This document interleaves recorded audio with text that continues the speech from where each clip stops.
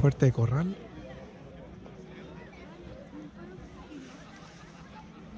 Presentación de la guerra entre chilenos y españoles.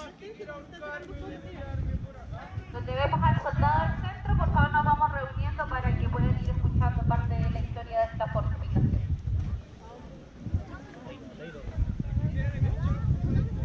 Se nos corrió por allá.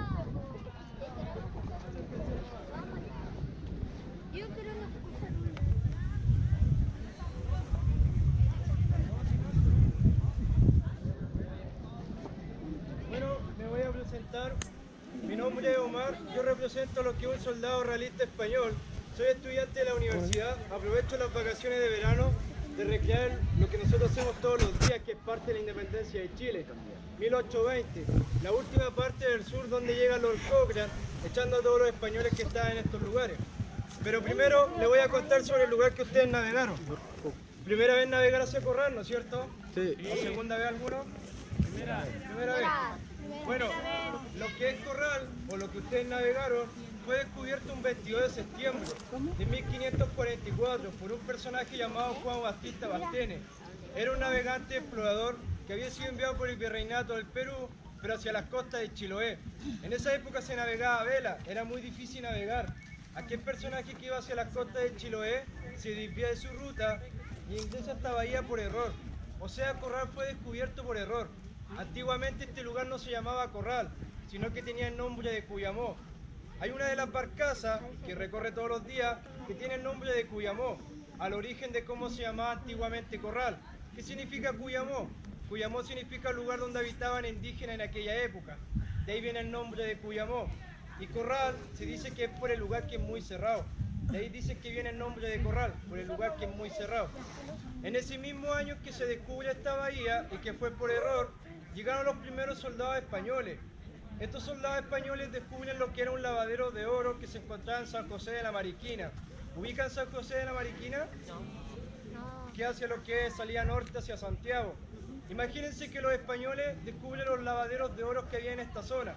Entonces empiezan a formar colonia en Valdivia, pero hasta 1599.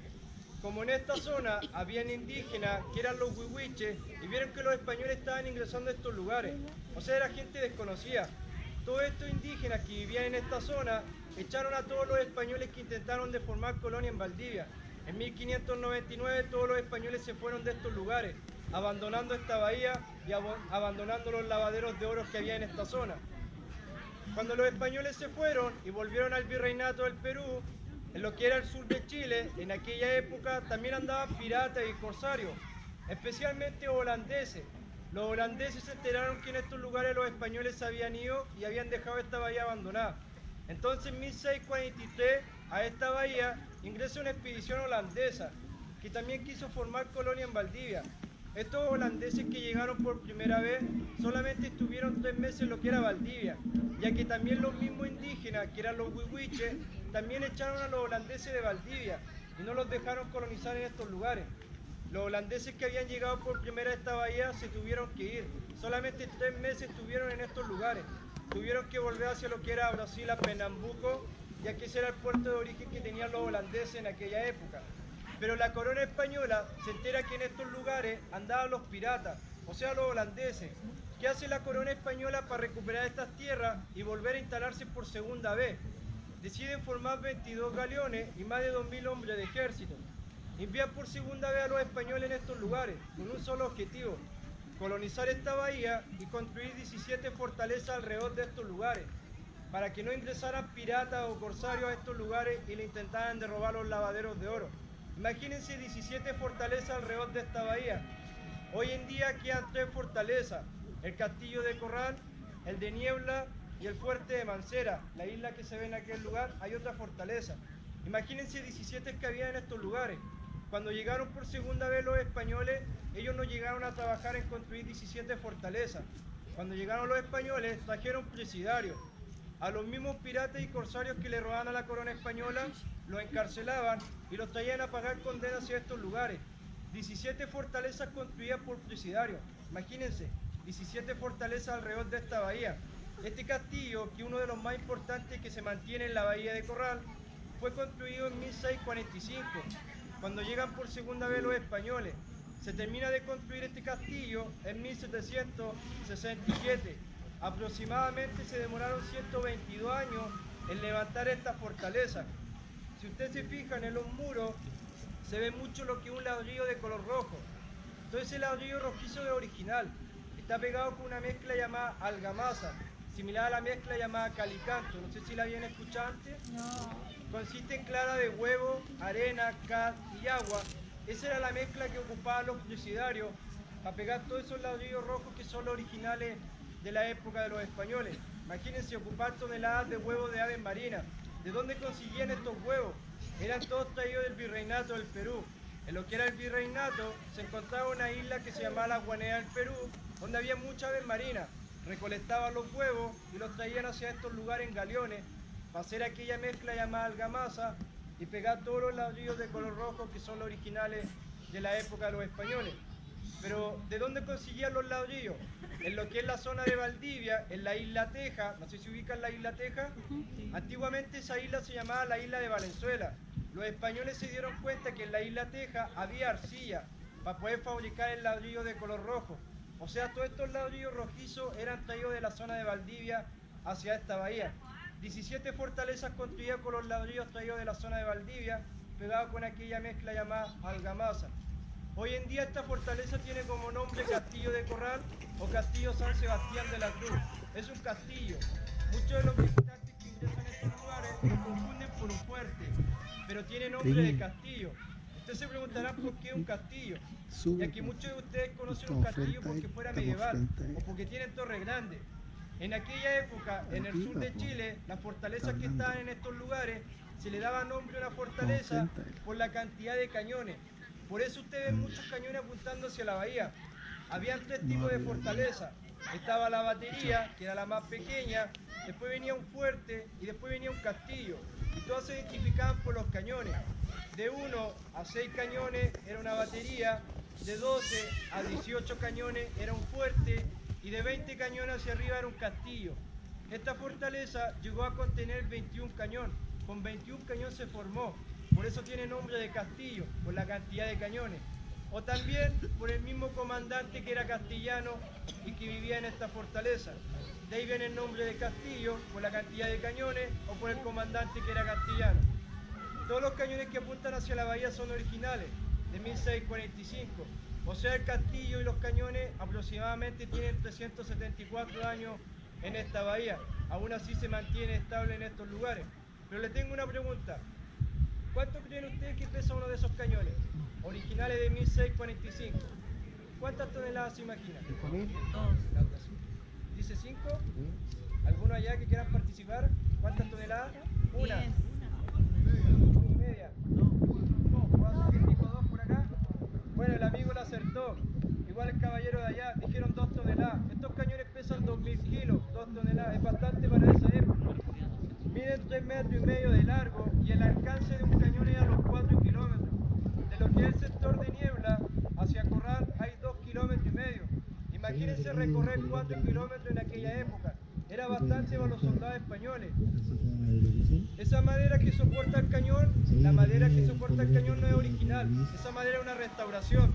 Después de lo que fue el maremoto de 1960. Las originales de los cañones eran 2 ruedas grandes de artillería, similar a la rueda de carreta. O sea, estos cañones tenían movimiento y inclinación. Todos los cañones se cargan por la boca. El método se llama bancarga, todo era por la boca del cañón. Imaginémoslo que mi espada es el cañón. Esta es la boca del cañón, en la parte de atrás está el agujero, yo creo que todos se dieron cuenta, ¿no es cierto? Ese agujero se llama el oído del cañón. Entre 6 soldados por cada cañón. Retrocedían los cañones, ingresaban la primera capa de pólvora, lo taconeaban y después ingresaban una bala de 12 kilos, que es la bala que está al lado de los cañones. Los 3 primeros cañones hay una bala. Esa bala es original, pesa 12 kilos. Ingresaba la bala de 12 kilos, otra capa de pólvora, taconeaban por la boca del cañón y por el agujero que está en la parte de atrás encendían la mecha y disparaban la bala de 12 kilos hacia la bahía. Aparte de esa bala que está al lado de los cañones, existían 2 balas más. No sé si habían escuchado de la bala caliente o la bala con cadena. Yo creo que la bala con cadena es muy conocida. Son 2 balas unidas por una cadena.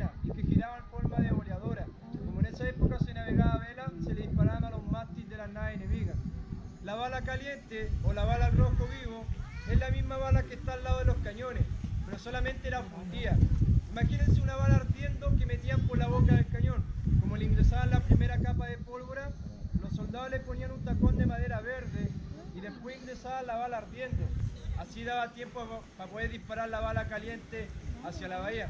La función de esa bala que iba ardiendo era perforar y quemar los barcos enemigos que intentaran de llegar a estos lugares. Pero usted se preguntará dónde vivían estos soldados españoles, dónde tenían sus casas. Algunos de ustedes ya se dieron cuenta que la parte baja del castillo es bastante amplia. Todo lo que es la parte baja de la fortaleza era el lugar donde vivían los soldados españoles. Ahí tenían sus casas, cuarteles en aquella época, todos los soldados que no tenían rango. En la parte alta donde se ven aquellas casas había una villa, una capacidad de 47 habitantes, familiares, oficiales en aquella época, la parte alta. Donde están ustedes estaba la casa del comandante, más atrás estaba la iglesia y a lo que es el fondo había un puente levadizo que conectaba la villa con el castillo, o sea, todos los soldados que vivían en esta fortaleza se trasladaban hacia lo que era la parte alta, hacer vigilancia, donde vivían familiares o oficiales. No sé si algunos de ustedes se dieron cuenta que en el castillo se ven unos túneles, no sé si alcanzaron a recorrer. En la parte baja del castillo, a lo que es la escalera, lo que es la parte baja, hay un túnel que va hacia la playa. Ese túnel es original de la época de los españoles, ese túnel de desembarco y embarco. Por ese túnel que está hacia lo que es la parte baja, ingresaban los alimentos para los soldados y el pago para los oficiales. Pero también se ve otro túnel. Hay un túnel que está en este lugar donde están ustedes, que apunta hacia un sector que se llama La Guada. Ese túnel que está en este lugar, que está en la parte baja, no es original. Es un daño que se le hizo a esta fortaleza muchos años después, en 1910, antes del maremoto de 1960. Salgamos un poco de lo que es la historia de los españoles. Vamos a 1910, antes del maremoto de 1960. En 1910, Corral era un puerto muy desarrollado. Corral en aquella época tenía teatro, cine, hoteles, había muchos barcos fuera de la bahía. Se dice que en 1910 Corral tenía una población arriba de 20.000 habitantes. Hoy en día Corral no supera casi los 6.000 habitantes. Es mucho la diferencia de esta época con 1910. Lo que hacía que Corral tuviera mucha economía en aquella época. En 1910 Corral tenía una empresa francesa que se llamaba Los Altos Hornos de Corral, una empresa que se dedicaba a fundir hierro. Esa empresa que funcionó en 1910 no consistía con una bodega en Corral. No querían gastar recursos en construir una bodega. Entonces vieron que este castillo estaba abandonado en 1910, no era monumento histórico. Aquella empresa que se dedicaba a fundir hierro perforó un muro y abrió un túnel para ocupar la parte baja de este castillo como una bodega. Este castillo fue la bodega de aquella empresa que se dedicaba a fundir hierro. Esa empresa funcionó en 1910 y hoy en día todavía funciona. Hoy en día se llama la CAP Acero del Pacífico, está ubicada en Talcahuano, Huachipato. No sé si habían escuchado de la CAP. Sus orígenes fueron acá en Corral. Funcionó en 1910 y se fue de Corral en 1958, 2 años antes del maremoto de 1960. ¿Por qué la empresa se va de Corral? Por el tema del carbón. En el norte se descubre lo que era el carbón de lota, un material que sí le servía para poder fundir el hierro. Por eso esa empresa se va de Corral, por el tema del carbón. Poco a poco Corral perdió su economía y con el maremoto de 1960, Corral y Valdivia desaparecen completamente. Imagínense muchos barcos que había en estos lugares, todo fue arrastrado por aquel maremoto de 1960 que afectó gran parte de lo que era Corral. Ustedes cuando hicieron la navegación de Valdivia, ¿se dieron cuenta que la entrada del río de Valdivia se veía parte de un mástil, de una embarcación? Sí. Esa era parte de las embarcaciones que habían antiguamente, un barco que se llamaba el Canelo y que fue arrastrado hacia lo que es la entrada del río de Valdivia. Imagínense que ese maremoto afectó gran parte de lo que era Corral y Valdivia en aquella época. Y este es uno de los castillos que resistió aquel maremoto de 1960. Las únicas restauraciones que tiene este castillo es la madera que soporta el cañón. En la parte alta se ve un ladrillo de color amarillento y también son pequeñas restauraciones que tuvo esta fortaleza después de lo que fue el maremoto de 1960. Pero este castillo resistió aquel maremoto. Imagínense, 374 años lleva esta fortaleza hoy en día y todavía se mantiene estable. Bueno, ojalá que les haya gustado parte de lo que es la historia de Corral, parte de la historia de Chile y parte de su historia. Lo que nosotros recreamos todos los días es parte de la independencia de Chile. Es lo que ustedes acabaron de ver a las 4:15. Un combate entre los soldados españoles y patriotas